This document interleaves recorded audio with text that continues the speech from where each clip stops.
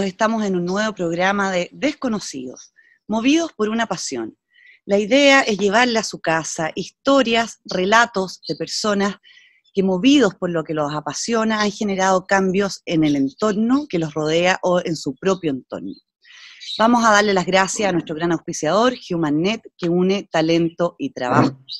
HumanNet se apasiona por encontrar el trabajo idóneo para cada persona, convencidos de que cada trabajo tiene una persona específica para él y cada persona un trabajo específico para ellos. HumanNet pueden ver más en su página www.humannet.cl. Agradecer también a Viña Tinajas del Maule y agradecer a nuestro nuevo auspiciador Club Entremés, que nos regala una caja de aperitivo exquisito para poder compartir en la casa. Hoy día vamos a tener un programa con un invitado que yo siento que tengo mucha suerte de que tenga tiempo para conversar con nosotros hoy. Es el doctor Patricio Ventura Juncá, él es pediatra, es de las personas que ha generado cambios en la medicina en Chile, en la pediatría. Me parece que es un honor poder tenerlo aquí, de verdad. Hola doctor, ¿cómo está usted? Hola, aquí estamos. Muy bien, Francisca, muchas gracias. Muchas gracias por su tiempo. No quise partir diciendo todo el currículum que tiene porque es bastante grande y encuentro más entretenido que vaya apareciendo aquí en la conversación. Así que vamos a partir primero por el año en que nació y la edad que tiene usted. Bueno, yo nací el año 1937, y voy a cumplir el 22 de agosto, para que se acuerden, 83 años. Y aquí me tienen.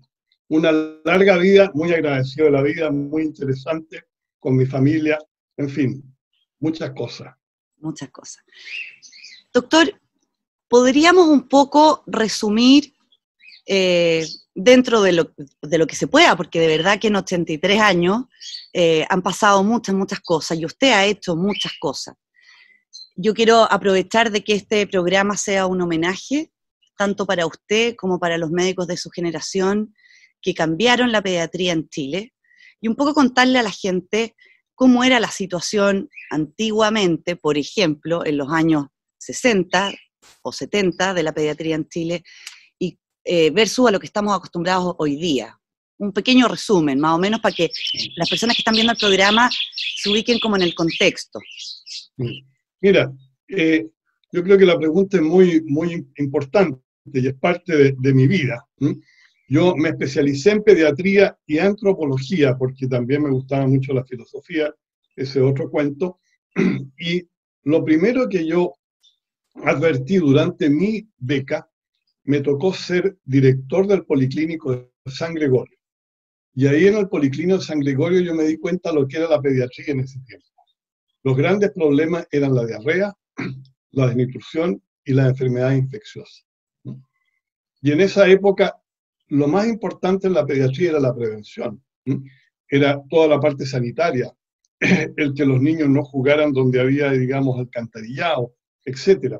Entonces, fue una experiencia muy bonita y que yo me di cuenta que en la pediatría lo importante es acentuar el tema sanitario, la prevención. Y en esa época la pediatría estaba centrada en los grandes problemas que tenían los niños. Los niños se morían de desnutrición, de diarrea y de enfermedades infecciosas. ¿De qué año estamos hablando más o menos? Estamos hablando ahí del año 69-70. Y ocurrió entonces, yo pensaba realmente dedicarme a la parte más de salud pública. Y a raíz de eso, del resultado de la experiencia que habíamos tenido en el Policlínico de San Gregorio, que fue realmente fascinante, porque ahí se juntaban todos era famoso por los delincuentes. Nosotros íbamos con mi señora y organizamos la comunidad, se formaron brigadas de prevención de la diarrea y no tuvimos ninguna muerte por diarrea en ese año. Fue una cosa muy interesante. Lamentablemente no lo publicamos. Pero a raíz de eso, el gobierno me mandó como representante al curso de pediatría social en Francia, en el Centro Internacional de la Infancia, una experiencia realmente muy interesante. Estuvimos en el Château de Longchamp, en el Bois de Boulogne. Tuvimos 2 meses y medio con gente de todos los países. Realmente era pequeño laboratorio de relaciones humanas. ¿Qué Y ahí, gobierno era este? mira, esto fue muy interesante porque a mí me eligieron entre el 4 de septiembre y el 4 de noviembre de 1969, época en que ascendí a Allende. Pero en esa época estaba todavía Eduardo Frei. O sea, a mí me eligió el gobierno de Eduardo Frei, pero yo fui como representante del gobierno de Salvador Allende. Eso fue una cosa muy especial, porque todos en esa época la experiencia de la Unidad Popular estaba en los ojos de todo el mundo. Entonces me preguntaron mucho, y una cosa muy interesante, te la puedo contar. Este curso de pediatría social comportaba siempre un viaje a otro país para ver la condición sanitaria de ese país. Ya. Y fuimos a Bulgaria, un país comunista, y ahí fui recibido con alfombra roja. Viene el doctor Ventura Junca, representante del gobierno de nuestro compatriota y compañero Salvador Allende. Entonces, yo honradamente no era de la Unidad Popular, pero me hice el leso, porque lo encontré muy interesante que me trataran tan bien. Entonces, bueno, ahí yo también pude ver lo que era un país comunista, un poco por dentro. La gente del Partido Comunista me convidó a comer, me dijo, mira, aquí tenemos nosotros ciertas prerrogativas, si te interesa ir a una UAT, podemos salir en la noche, porque el curso tuyo a lo mejor va a ser medio fome. Y cuento corto, fue muy interesante. Me contaron que en esa época habían 2.000 chilenos que estaban formando en economía para cambiar la economía de Chile. Pero mira, para resumirte una cosa muy interesante que me quedó, casi al final una persona del Ministerio de Relaciones Exteriores se me acercó y me dice, voilà, en francés hablábamos aquí, me decía Allende, il va avoir des problèmes, me dijo, va a tener problemas. ¿Y por cuál? Le dije yo. Deux choses, me dijo, 2 cosas. Dos cosas. Me dijo, si el presidente Allende no cierra el Mercurio, me dijo, no le va a ir bien, y un canal de televisión que era muy complicado. Y tiene que descabezar el ejército. El socialismo, me dijo, no funciona sin control de los medios de comunicación y sin control del ejército. Eso fue muy interesante. La otra cosa que fue muy interesante, que los países comunistas tienen en general una muy buena prevención, pero ahí yo vi lo que era la mentalidad masificada. Uno le preguntaba a los médicos, ¿por qué hacen esto? ¿Por qué hacen esto otro? Había un sueco que sabía mucho de salud pública y se sentían medios complicados porque no sabían bien contestar. Entonces había que llegar a la persona que estaba arriba. La persona que estaba arriba sabía todo. Si nosotros preguntábamos mucho, empezaron a molestarse y dijeron, bueno, esto es una provocación. Ahí me sentí esta palabra, provocación, que es muy típica, ¿no?, del ámbito más bien comunista, marxista. Y yo dije, es interesante, aquí el que está arriba es el que sabe todo y los otros nada más que siguen las reglas. Entonces fue una experiencia muy, muy notable. ¿Cuánto tiempo estuvo ya en Bulgaria o en Francia? En Bulgaria estuvimos 15 días. Ya. En una playa maravillosa en Varna, y en la playa maravillosa estaba lleno de europeos. Ahora, había una persona que yo creo que era del servicio secreto que me decía cosas, mire, aquí la gente de Bulgaria, algunos nomás pueden llegar, los otros no. Esto es para los europeos y los rusos tienen un estatus especial. Los rusos tienen una mesita especial, ¿no es cierto? Se les trata en forma muy, muy especial. Y también después me dijeron, mire, aquí hay algunos países que son seguros en el comunismo. Bulgaria, la Unión Soviética, y otros que no son tan seguros. Polonia, Checoslovaquia todavía mantiene una cultura que no es la nuestra. Bueno, es un tema largo, muy interesante, me sirvió mucho. En el curso había gente que era de los países también del este, de Polonia, que venían a hacer propaganda también, y gente también de otras partes, uno de Argentina, de todas partes. Lo interesante fue que el ambiente humano terminó que haciéndose la gente que era muy, por decirle así, más de derecha, especialmente el argentino, y una polaca se hicieron muy amigos. Ya. Además de eso, mira, en este laboratorio se produjeron ciertos amores también, ¿eh? Entre un polaco y una Mío. húngara, qué sé yo. Uno ve esto y ahí se pasó sobre las cosas políticas. Bueno, era una cosa muy, muy interesante. Tengo un muy buen recuerdo y guardo muy buenos amigos todavía de esa época. Y esa experiencia que tuvo en Europa, ya sea en Francia o en Bulgaria, ¿en qué influyó a la vuelta acá en Chile? ¿Cuánto tiempo total fue esta experiencia europea, más allá que este viaje puntual? Mira, es que aquí hubo una cosa muy, muy especial. La última clase de esto la hizo un profesor que en esa época era uno de los profesores de más prestigio, un neonatólogo pediatra, Alex Minkowski. Alex Minkowski era de origen judío, había estado en la resistencia, y él fue a dar una clase que era la clase top, el futuro de los prematuros. Ya. Ese era el gran cambio que se estaba produciendo en esa época en el cuidado de los prematuros. Y todos al final de la clase le fueron a decir, mire, podríamos ir a visitar su servicio. Yo dije, yo tenía otro programa, tenía un programa con la doctora Natalie Mas, la directora del Centro Internacional de la Infancia, para hacer salud pública, crecimiento y desarrollo. Y me acerqué al señor Minkowski. Él me miró y me dijo, ¿vous êtes chilien? Uy, le dije, yo soy chileno. Ah, Mesía Allende, este hombre era bastante de izquierda. Ah, c'est un expériment très intéressant, me dijo. Yo no le dije nada, le dije, vamos a ver, le dije yo. Y entonces le dije, Mesía Minkowski, le dije, ¿yo podría ir una semana a su servicio? Me miró, me dijo, te va a ir a molestar en una semana. Entonces, bueno, no voy, no. Ya. No, me dijo, usted podría ir un año. ¿Le interesaría ir un año y especializarse en esto? Yo, como buen chileno, dije, wishful thinking. Sí, le dije yo, ya está. Muy bien, le dijo, ya, ok. Au revoir, au revoir. Entonces, al día siguiente, me junté con la doctora Natalie Mas y le dije, bueno, vengo a hablar con usted del programa que tengo de crecimiento y desarrollo. Ahora le dije yo, mire, el profesor Minkowski me dijo que me invitaba a que me quedara un año en su servicio, le dije. Y bueno, yo creo que debe haber sido una cosa de buena crianza, qué sé yo. Ah, no, me dijo. Monsieur Minkowski nunca dice una cosa así. Si él se lo dijo, quiere decir de que lo invitó a quedarse en su servicio. Oiga, pero ¿cómo lo hago? Yo voy a hablar con él, me dijo. Oiga, pero yo tengo un compromiso con usted. Mire, olvídese. A este servicio es el servicio top en Europa ya casi de neonatología. Ya. No ha entrado nunca un latinoamericano aquí.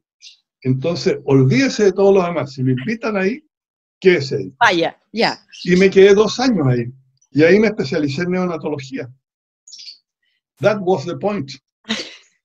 Cuando vuelve a Chile, ¿qué hace con todo esto? Porque muchas veces cuando la gente vuelve también cuesta adaptarse o readaptarse, reubicarse, tratar de implementar lo que uno acaba de ver afuera. ¿Cómo fue esa vuelta? Mira, esto fue a fines del 72. Fue muy interesante. A mí me habían reconocido mi título en Francia y la verdad, Monsieur Minkowski era un tipo bien, me tomó muy buena. Me preguntó cuánto ganaba, me dijo, usted le vamos a pagar porque usted está haciendo igual que un médico francés. Entonces pidió mi título, no sé cómo lo hicieron ahí, pero tengo el título también reconocido en Francia. Y me ofrecieron quedarme. Y yo creo que fue una buena decisión de no quedarme allá, porque yo quería saber, ya se sabía lo que estaba pasando con la Unidad Popular. Yo quería tener la experiencia de lo que pasaba en la Unidad Popular. Entonces volví. Ahora, mi idea siempre, y Los eso fue pocos siempre mi chilenos, idea de... perdón que lo ¿eh? interrumpa, pero es que muchos chilenos querían irse el 72 de aquí. Resulta que usted que estaba afuera quería volver a vivir la experiencia de la Unidad Popular. Interesante. Claro, muchos creyeron que estaba enfermo el Chape. Sí, tienen que haber creído, ya. Sí, ¿eh? Pero mira, no fue tan así, porque mira, yo llegué a Chile, me di cuenta, era otro país, ¿eh? Era otro país. ¿eh? Entonces, yo había juntado algo de plata, incluso con esa poca plata, las casas no valían nada, me pude comprar una casita. Entonces me dijeron, tú estás loco, me dijo, porque tú vas a tener que salir y esos dólares te van a servir para salir de vuelta. Pero a mí me habían dicho, mire, si usted tiene problemas, usted aquí tiene las puertas abiertas en el servicio de neonatología Ya, y tiene reconocido su título. Entonces, mi idea fue siempre cómo aquí en Chile desarrollar lo que yo había aprendido en Francia. Porque había una cosa un poco angustiante. Yo sabía cómo reanimar recién nacidos, entonces eso era algo que casi no se conocía acá. La reanimación en sala de parto casi no existía. Algunos, uno que otro por aquí, por allá, pero los pediatras iban a ver al recién nacido y esperaban paseándose en el pasillo y una vez que había nacido, entonces lo examinaban. Esto era atender el recién, y tú lo sabes muy bien, que le obstetra. En sí. esa época la obstetricia no era mucho como ahora. ¿eh? Había muchos niños con aspiración de meconio, no había ecografía, entonces era una sorpresa. Entonces, la primera parte, y eso me lo dijo Messi Mankowski, preocúpese primero de la reanimación en sala de parto. Y eso fue lo que hice, y pude, yo creo que ahí pude atender muchos niños en muy buena forma. Y me llamaron mucho, yo te digo, era el regalón de todos los obstetras, aquí, allá, a todos lados. Pero mi idea fundamental era desarrollar una unidad de cuidado intensivo como la de Francia. Porque lo que para mí era angustiante, fíjate, había niños de repente que nacían de una cesárea electiva, pesaban 2,5 kilos y hacían una membrana hialina. Claro. Y se morían, se Bueno, morían. contarle a la gente que la membrana hialina es una enfermedad respiratoria, digamos, como de inmadurez del pulmón, que hace que la guagua no pueda respirar. Entonces, que hoy en día se maneja bastante fácil o con... No sé si existía el surfactante en esa época o no. Nada, no había nada. Mira, esto se daba oxígeno y el oxígeno se daba sin control y calor. Eran las dos cosas fundamentales y prevenir infecciones. Esas eran las tres cosas claves en neonatología. Prevenir infecciones, calor, alimentación y oxígeno. Y nada más. Entonces, esto era bastante tremendo para mí, porque yo veía a estos niños rosaditos, nacían con mucho vigor, y la membrana hialina, esta insuficiencia respiratoria, se va acentuando y llega a su pique en el tercer y cuarto día. Y el tercer o cuarto día se morían. Entonces, para mí era un poco atroz eso. Yo dije, esto es lo que tengo que tratar de hacer. ¿eh? Y entonces esa fue Le hago mi gran pasión, por decirlo así. tu gran pasión. Una pregunta, en esos años, el año 72, 73, ¿cuál era la edad gestacional de un prematuro que podía sobrevivir? Porque hoy día, desde 23 semanas en adelante, se puede hacer algo, reanimar un prematuro. En esa época, más o menos, ¿desde qué semana de Mira, gestación tenían alguna posibilidad de vivir? claro, te lo voy a decir un poco por peso. Ya. Los niños de 1 kilo, de menos de 1 kilo, se morían todos. Yo recuerdo que en, en el servicio del doctor Meneghelo, cuando sobrevivía un niño de 1 kilo, se llegaba una torta, se hacía una fiesta, etcétera, porque serían uno al año, dos al año, ¿sí? Porque no había nada. Y los de 1 kilo a 1,5 kilos tenían una mortalidad muy alta, probablemente un 50-60%. De tal manera que la sobrevida en general mejoraba un poco del 1,5 kilos hacia adelante, ¿no es cierto? Y también morían algunos niños de término. Hay que pensar que niños con aspiración de meconio, con hipertensión pulmonar persistente, no teníamos nada. Entonces, la pediatría chilena había mejorado mucho, había sido un ejemplo en mejorar el tema de la nutrición, de las diarreas, de las infecciones, del programa de vacunación. Pero la mortalidad de los primeros días de vida era muy alta. Entonces, ese fue el gran desafío para nosotros en el Hospital de la Católica, que no había nada. Yo estuve primero en el J. Aguirre, también estuve en el Sótero del Río. Curiosamente, en el Sótero del Río, si uno no era la unidad popular, no podía estar en recién nacido. Me lo dijo un amigo mío que era de la unidad popular, me dijo, mira, aquí en realidad para estar en recién nacido hay que ser de la unidad popular. Yo sé que tú no eres de la unidad popular, así que así la cosa. Después me fui al J. Aguirre y siempre con la idea cómo desarrollar un proyecto de cuidado intensivo. Traté de hacerlo en el J. Aguirre, pero después vino el pronunciamiento militar, hubo directores allá, generales del aire, qué sé yo, y me di cuenta que no se podía hacer nada en el J. Aguirre. Ya. Entonces ahí aterricé en la Universidad Católica. De una forma muy pintoresca, porque yo me daba cuenta, Chile en esa época era bastante pobre. Entonces había que obtener recursos para implementar una unidad de cuidado intensivo, y eso era caro. Había una cantidad de equipamiento, ventiladores, bombas de infusión, controladores de oxígeno, gases 24 horas, que había que tenerlos para hacer una buena medicina. Entonces, eso era una cosa muy, muy importante. Y por otro lado, era indispensable tener también, porque la gente cree que los equipos funcionan solos, no, tener médicos formados. Y aquí en Chile no había nadie en casa que hubiera hecho cuidado intensivo, y ahí yo me junté invité a dos médicos, que es muy importante, primero el doctor José Luis Tapia, gran amigo mío, a que emprendiéramos este gran desafío, y después al doctor Hernán González. Y entre medio, yo trataba de conseguirme donaciones por aquí, $100 por acá, $100 por allá, y un amigo me dijo, mira, ándate donde la gente tiene recursos. Preséntale un proyecto a la iglesia de los mormones. Oye, le dije yo, Ya.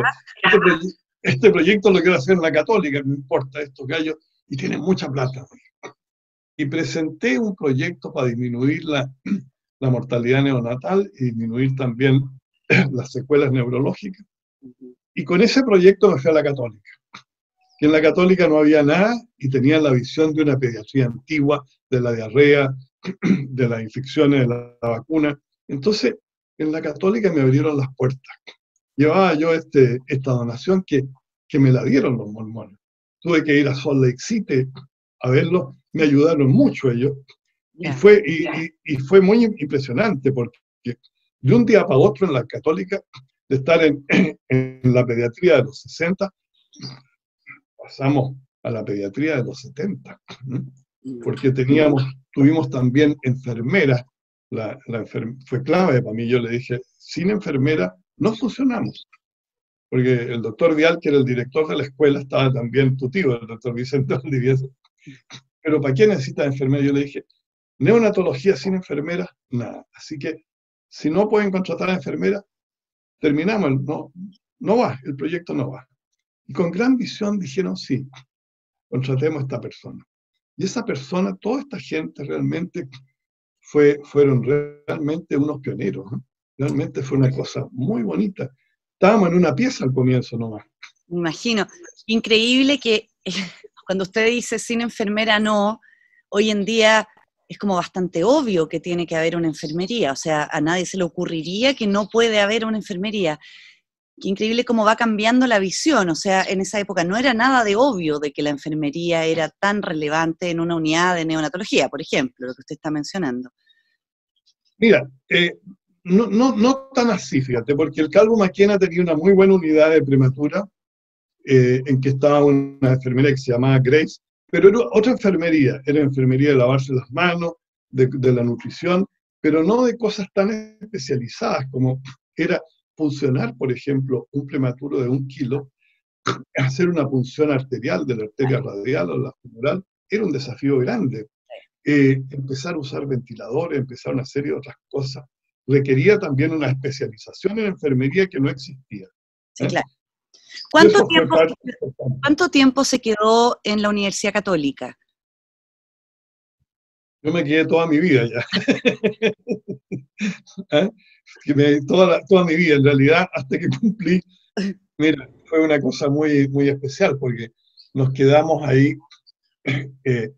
primero en neonatología, y en neonatología tuvimos una experiencia muy bonita, porque neonatología funcionó básicamente después con grandes donaciones los primeros años. Y entre esas cosas, tuvimos por una serie de aspectos el apoyo de alguna universidad americana. Me quedé por si acaso hasta que cumplí 75 años. Ya, de ahí nacen estas fundaciones. Pero tuve varias otras cosas ahí en la Católica. Ya, sí, claro. La primera parte de neonatología, después pediatría, después bioética, etc. Pero estas fundaciones, porque yo leyendo el currículum suyo, aparecen dos grandes fundaciones que nacen de la pediatría. ¿Puede contarnos un poco de dónde nacen estas dos fundaciones? Una se llama Partners for Children's Health ¿no es cierto? Sí. ¿O me equivoco? Mira, ¿Está bien? no, eso está bien. Mira, lo que pasa es que se La otra, produjo Cardenal aquí, Juan Francisco Fresno.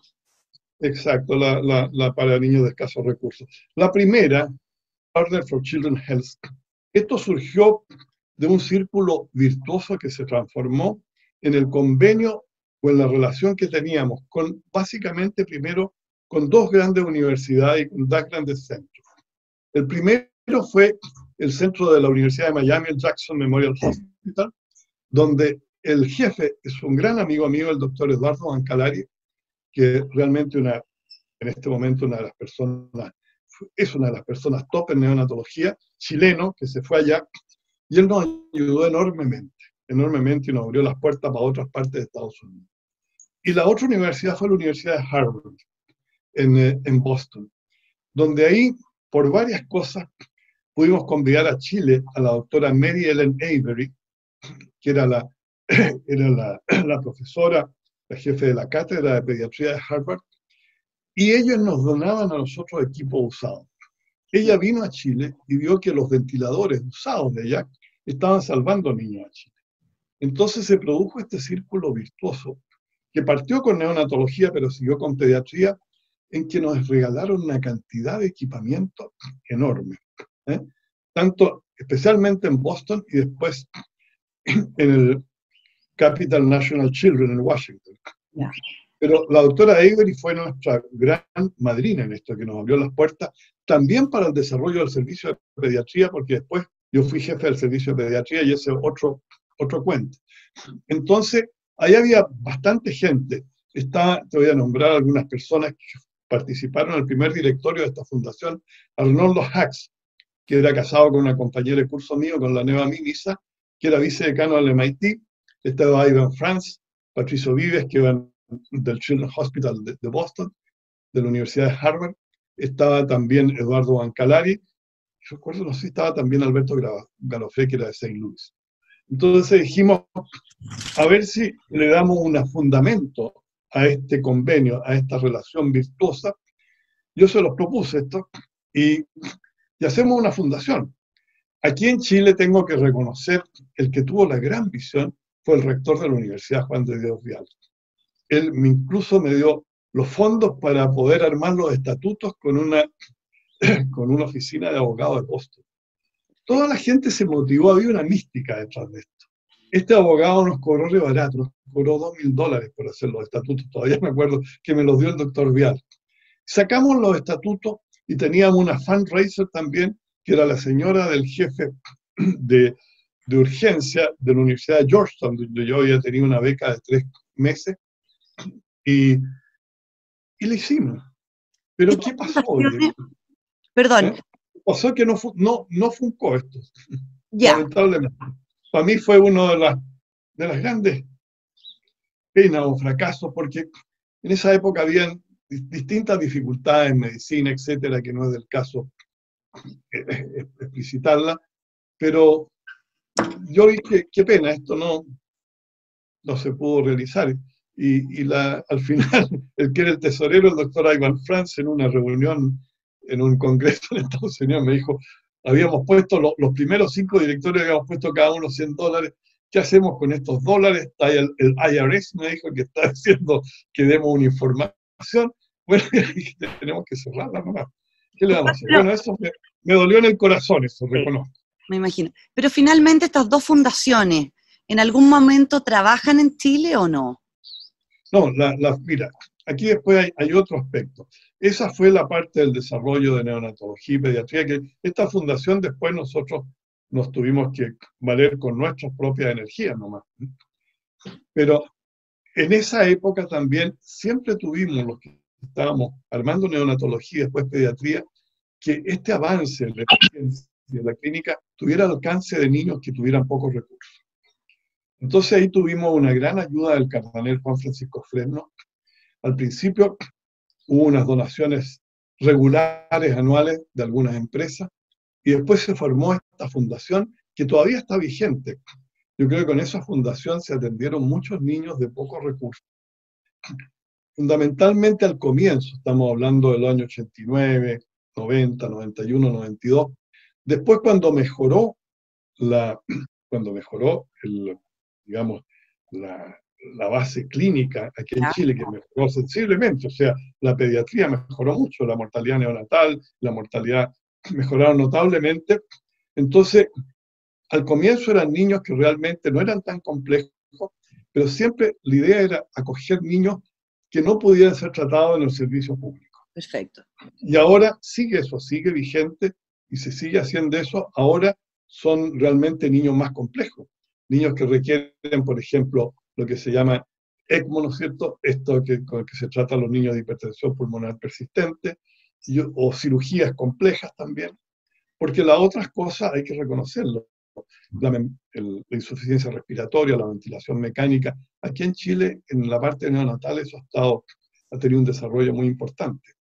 Tú lo debes conocer muy bien como obstetra también. No, yo agradezco profundamente a los neonatólogos cuando uno saca un prematuro, porque el trabajo que hacen acá en Chile a mí me parece de una calidad que no tiene mucho que envidiar a ningún otro centro. O sea, Chile tiene centros de neonatología realmente buenos. Doctor, lo quiero sacar un poco de la medicina, se nos va terminando el programa, y llevarlo un poco a dos grandes preguntas, así como para redondear.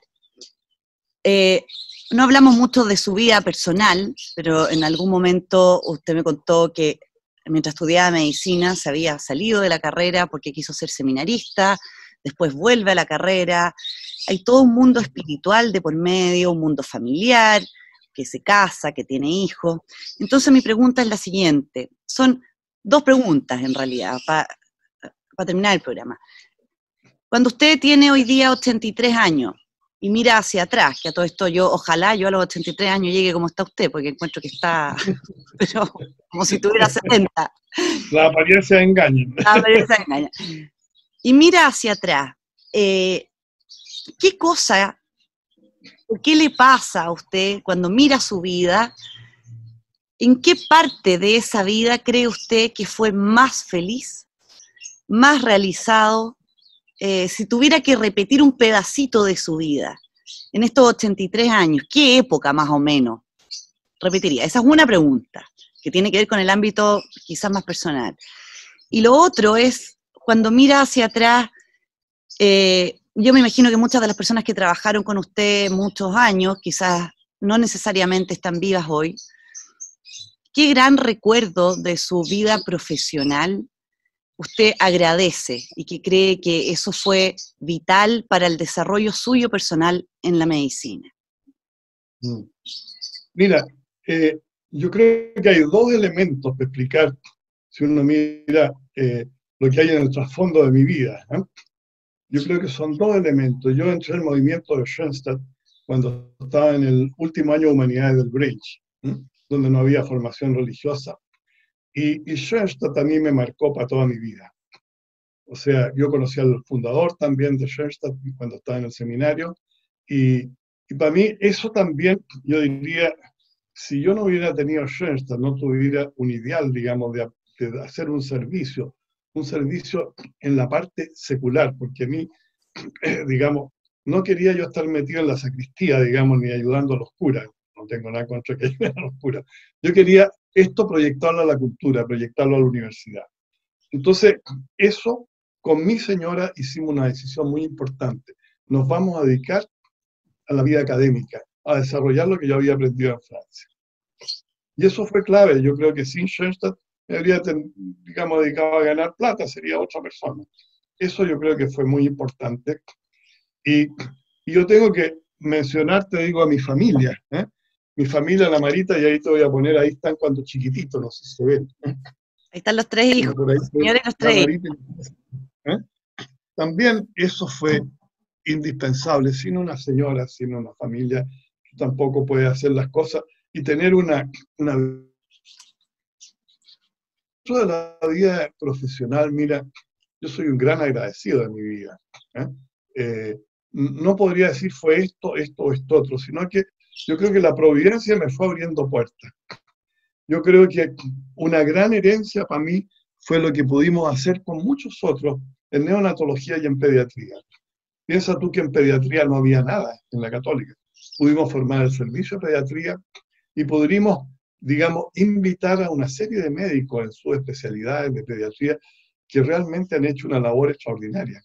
Nosotros, como lo que te decía, éramos cola de ratón en la universidad, en medicina, pero después gente de pediatría, el rector de la universidad, Ignacio Sánchez, el decano de la universidad, Felipe Heusel, fueron todos los que estuvimos en el desarrollo de la pediatría. Y eso para nosotros para mí es muy impresionante, porque siempre soñamos que la pediatría va a tener un lugar importante en medicina, pero nunca pensé, ni en el mejor de los sueños, que íbamos a llegar a esto. Que eso es muy bonito, y también lo que es bonito es que se formó una escuela. Esto no fue, aquí quiero decir, no fue ni una persona ni otra que fueron a lo mejor muy brillantes o qué sé yo, sino que aquí fue un equipo. Si hay alguna capacidad, yo creo que yo tuve, fue tener muy buen ojo de escoger a gente muy competente en el ámbito científico y clínico, que era clave, pero también en el ámbito humano. Y eso yo creo que se ha formado una escuela, han venido nuevas generaciones que han continuado con ese espíritu, y yo creo que lo están haciendo mejor. De tal manera que esa parte lo encuentro muy clave. Hay otra parte, porque como yo estudié filosofía, fui ayudante de metafísica, descubrieron eso, y cuando terminé en pediatría, ya que estaba a punto de cumplir 65 años, me pidieron que fuera director del Centro de Bioética. Y eso fue una clave muy, muy importante, porque a mí me encantaba la filosofía y la relación de la filosofía con la ciencia experimental, que eso un poco está en el centro de la bioética. Y ahí vino otro desarrollo muy importante. Pude hacer también, me nombraron, el Papa Juan Pablo II me nombró en la Pontificia Academia para la Vida, estuve en el Consejo Directivo hasta que cumplí 80 años, y esa fue también una experiencia muy bonita. De tal manera, no podría así decir esto fue mejor o esto no fue mejor.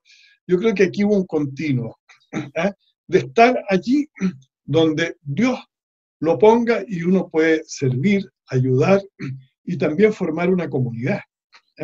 En todas partes la idea era formar gente.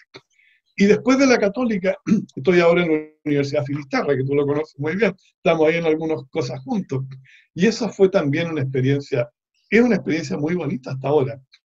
Distinta a la de la Católica, pero un desafío, una cosa distinta, interesante, que uno puede aportar también su experiencia. De hecho, en la Universidad Finisterra habíamos publicado en neonatología y en otras cosas libros, el libro de neonatología, un libro de mucha, digamos, difusión, que básicamente ahí después lo han continuado el doctor José Luis Tapia y Álvaro González, pero en bioética publicamos un libro que se llama Ecología Integral y Bioética. Y esta era una visión que se centra en el tema de las interacciones. No está mi señora acá porque ya vaya a comenzar, me dijo, con la epigenética y esas cuestiones que te gustan. Pero, vamos a tener que hacer otro programa para la epigenética, porque la verdad es que se nos va el tiempo. Bueno, yo te agradezco mucho. Yo te iba a tocar un poco de piano ahora. Pero... No, feliz si me quiere mandar una canción de piano fascinante. Yo toco piano, ¿eh? Si no es cierto. Y tocaba con los alumnos de medicina. ¿Ah, sí? Sí, doctor, muchas gracias por estar con nosotros. Si quiere mandarle algún saludo o mensaje a sus nietos, que no los ha visto hace tanto tiempo en esta pandemia, puede aprovechar, yo le doy un espacio aquí, si quiere mandarle algún mensajito. No, yo te lo agradezco mucho, Francisca, porque la verdad que lo que echamos de menos ahora, estamos nosotros en una parcela en el campo, es a los hijos y los nietos.